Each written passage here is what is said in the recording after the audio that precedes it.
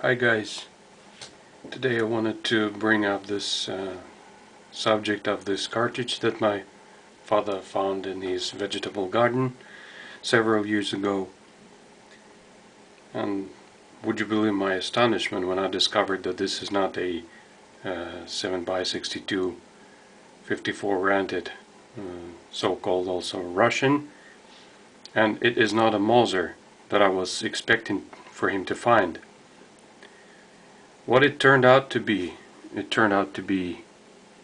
Japanese 6.5mm Arisaka.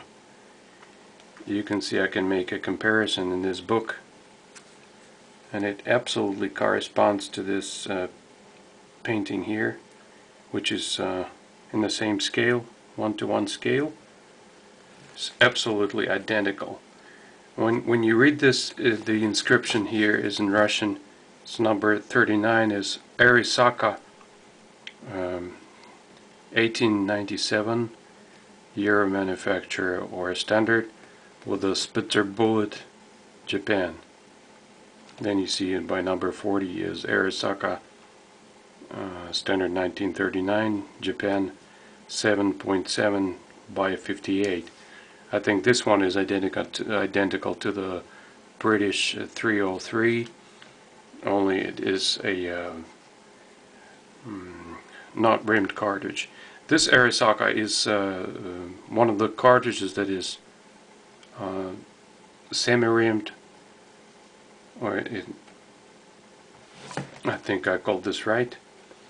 It is interesting that if you look at it closely, it was in a pretty bad shape when my father gave it to me. It was all covered like in oxidized, but when I cleaned the bullet was in perfect condition. The cartridge was overall in a very good shape when I cleaned it out, with all these scratches, I believe from the plow on the land. He grows there potato and stuff, and every spring he has to upturn the soil with the plow, and you see the scratches that might come from the plow or maybe from the shovel. Sometimes he does it by hand, upturn the soil, and to be by the law, you know, I don't have the license to keep these cartridges because I don't own any weapon in this caliber, so I had to disassemble it. What a pity, because I don't want to get myself into any trouble. I had to pour the powder out, and you may believe me guys, when I first got it and I cleaned it out, when I did this beside my ear or near my ear, I actually heard this swishing sound, the powder swishing inside. I mean, this was unbelievable how this powder, I believe it is dry. I had to pour it out because, you know, by the law it might get me into trouble.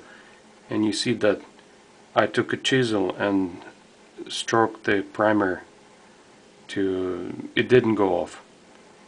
What's also interesting that there is no head stamping or stamping on the case head. Maybe it was a war production.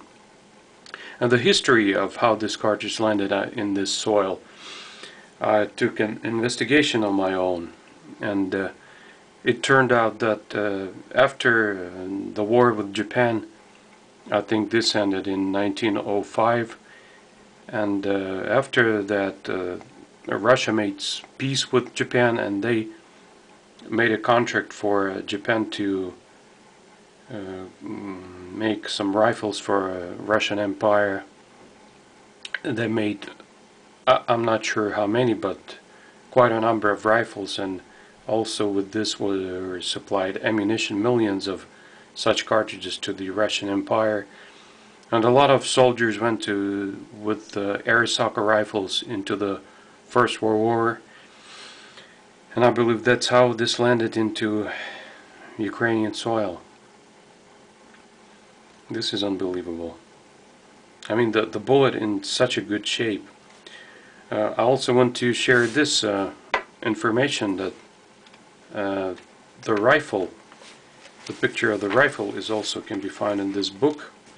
The book is called Стрелковое оружие, револьверы, пистолеты, винтовки, пистолеты, пулеметы, автоматы, which is firearms, revolvers, pistols, rifles, submachine guns, and assault rifles by A.B. Żuk. It's a very nice book. So you might see here some of the Arisaka rifles, and I believe that the caliber of the 6.5 millimeters begins from this one. And that might be the older type, and those with the receiver or the bolt covers very similar to the one I think the Japanese soldiers used in the Second World War. You can see this dust cover here. Some of the rifles are also pictured here, I guess. These may be too. And later they went into the 7.7 caliber. Also, the interesting point is that when the Russian designer of weaponry, Fedorov, tried to develop first, or one of the first in the world, assault rifles. Here it is, one Fedorov assault rifle. This is how it is called. The standard of 1916. Here, Fedorov 1916 Automat. That's the one that was made for this cartridge. And Fedorov decided that the Russian 7.62 by 54 was too powerful for designing such a weapon, so he went into designing this for the Japanese cartridge, because it has had a less recoil and so better controllability of the rifle during automatic rate of fire. So that it is, and the literature that I have actually saw on this rifle and says that some of these rifles actually went into the war. Some of them, and several of them, were actually used after the First World War as a parade weapon. Though to this day, it is known that very few of these survived. Very few of them. And so that used this cartridge, the Japanese Arisaka, because they had millions of them. And this was considered normal, like this was a cartridge of the Russian Empire Army.